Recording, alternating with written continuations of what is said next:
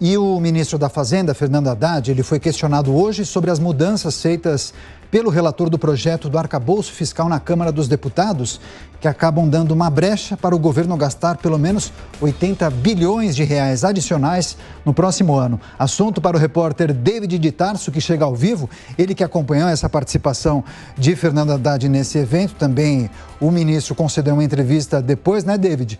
Conta pra gente qual foi a resposta do ministro em relação a esse questionamento. Seja bem-vindo.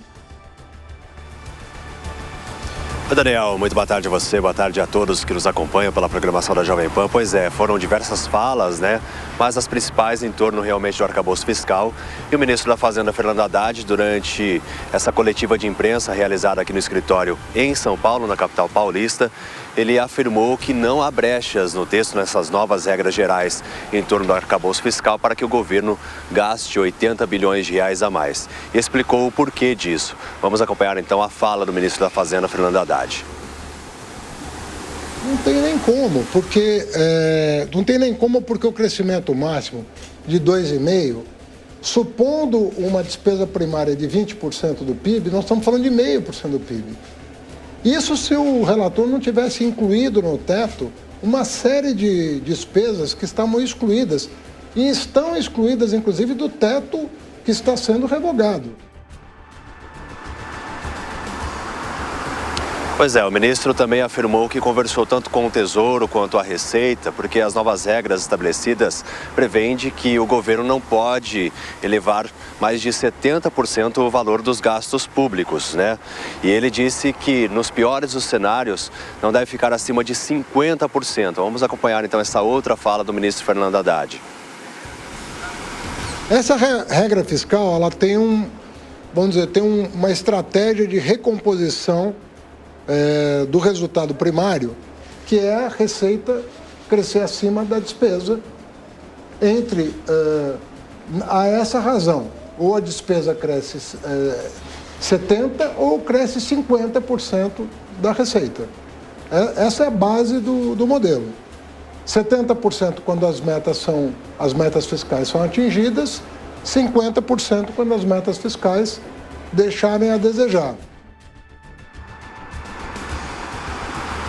Bom, a expectativa do governo federal é que o país feche, né, em crescimento da economia em torno de 1,9%, um pouquinho superior à projeção anterior feita pelo próprio governo federal, que previa 1,6%.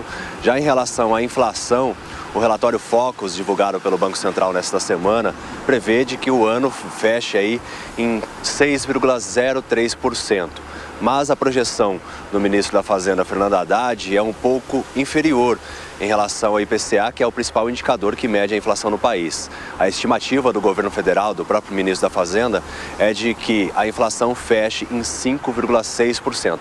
Claro que se tratam de projeções, a gente segue acompanhando tudo isso. E também se o governo vai ter brecha realmente para gastar a mais esses 80 bilhões de reais, conforme a fala do ministro, afirmando de que não, né, Daniel? Pois é, vamos aguardar e também repercutir com os especialistas aqui na Jovem Pan News. David de Tarso, daqui a pouco ele volta com mais notícias e informações. Então, para a gente se aprofundar nesse debate, estão conosco o Mauro Rochlin, ele é economista e professor de economia da Fundação Getúlio Vargas, também o deputado federal Coronel Meira, do PL de Pernambuco, que vão justamente analisar a aprovação do regime de urgência do texto do arcabouço, também os possíveis reflexos para o país. Agradeço demais a participação dos dois, sejam muito bem-vindos, uma ótima tarde. Deputado, me permita começar com o Mauro, que sempre colabora com a gente, fazendo as análises técnicas dos assuntos de economia, né, Mauro? Hoje justamente repercute na imprensa a informação sobre esses dois dispositivos que foram inseridos pelo relator Cláudio Cajado, que permitiriam que o governo possa aumentar as despesas, ampliar aí os gastos em cerca de 80 bilhões de reais nos próximos 2 anos. E os técnicos da Câmara Federal projetam um valor menor, que não ultrapassaria 42 bilhões de reais. A justificativa de Cláudio Cajado, deputado do PP, que foi o relator do texto, é que essa ampliação seria justamente para compensar os efeitos da desoneração dos combustíveis. Agora, na prática, esses dispositivos podem ter quais consequências em um cenário fiscal já bem fragilizado, né? Olha, eu vou ser franco, não me preocupa tanto as consequências imediatas do que foi feito, né? Dessa mudança na sistemática de cálculo de período de inflação, enfim, desses dispositivos que foram alterados e os seus efeitos. Eu confesso que não me preocupa tanto em termos monetários, me preocupa muito em termos do que isso representa.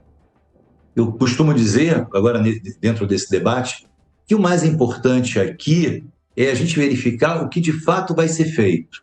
Se o que está sendo proposto vai se traduzir em ação, se a meta de superávit primário que o governo se autoestabeleceu, se ele vai ser cumprido.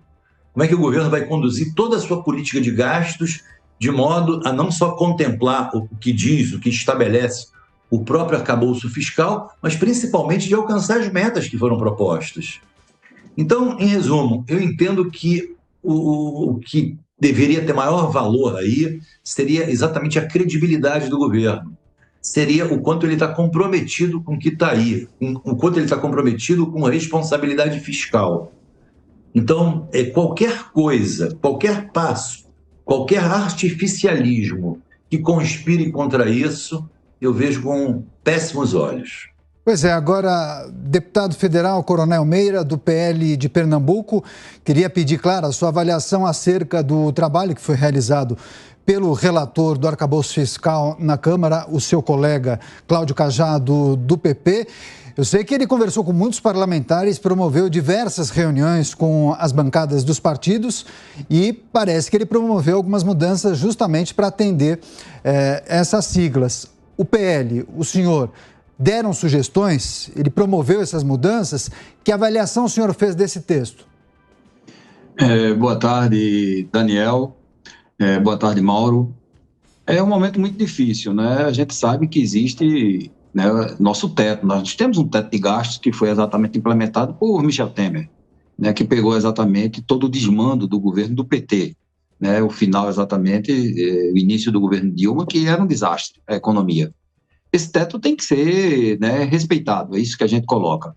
A mudança, houve reuniões sim no PL, né, toda a bancada do PL, nós fomos contra, votamos contra, tá certo? Essa urgência, a gente entende que deveria ser discutido, melhor discutido, que a gente deveria ouvir, como estamos ouvindo aqui, um técnico como o nosso Mauro, tá certo? E outros mais, discutir melhor aqui na Câmara, mas a urgência foi colocada, a previsão de na próxima semana ser votada. O que a gente vê é que nas mudanças, tá certo, do PLP, no caso o projeto de lei complementar 93/23, ele traz aqui 7 itens, né, que foi colocado de ontem para hoje. Tivemos acesso a esses itens.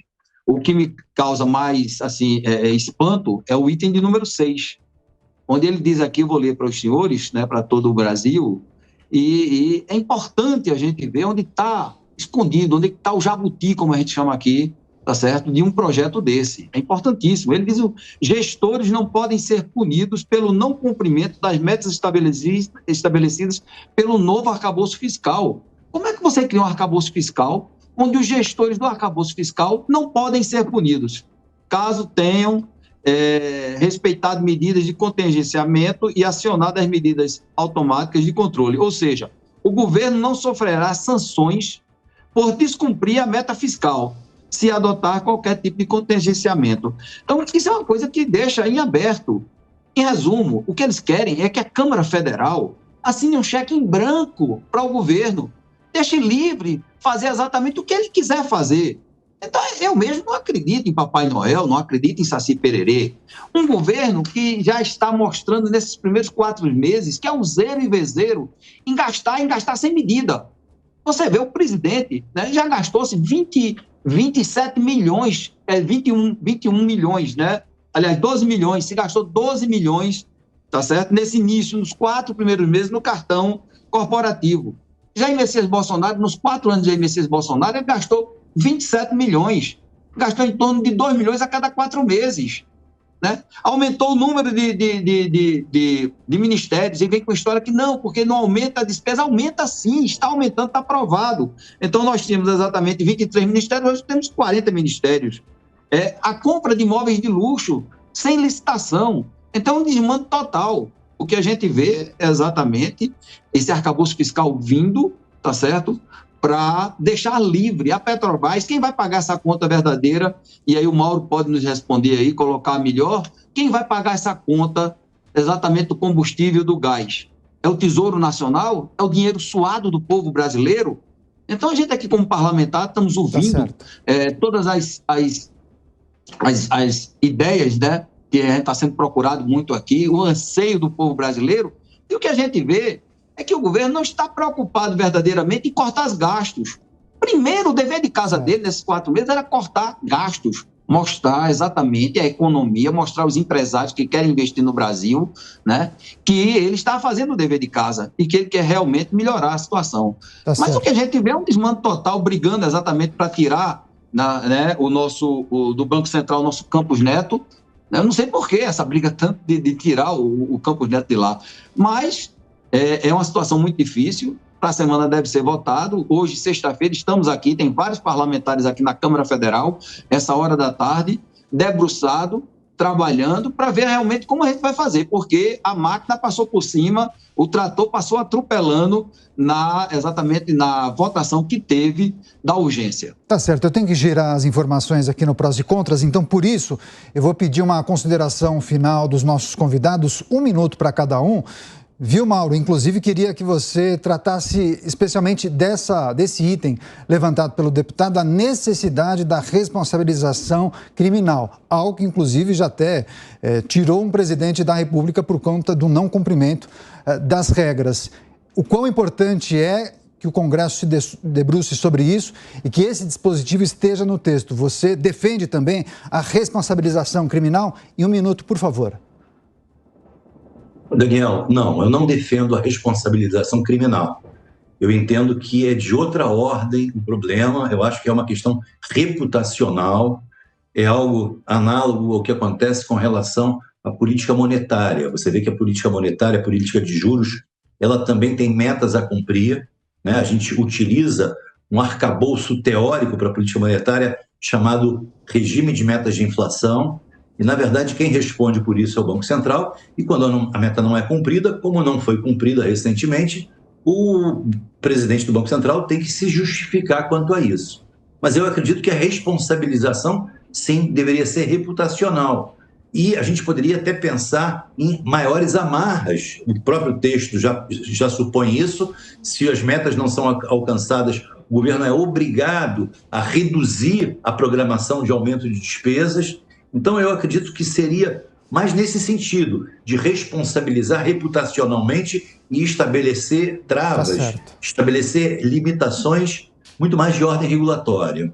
Essa é a minha opinião. Perfeito, muito obrigado. 1 minuto para o senhor deputado. Expectativa para a votação, a aprovação do regime de urgência. Já dá o tom de como será a votação na semana que vem? 1 minuto, por favor. Com certeza, dá o tom. Estamos tentando aqui o PL, né? Partido que realmente tem uma responsabilidade com o povo brasileiro, com o erário, né, do dinheiro suado do povo brasileiro, e estamos atentos, estamos solicitando de amigos, como o Mauro pode colocar, mandar sugestões aqui para o nosso gabinete, estamos recebendo várias sugestões.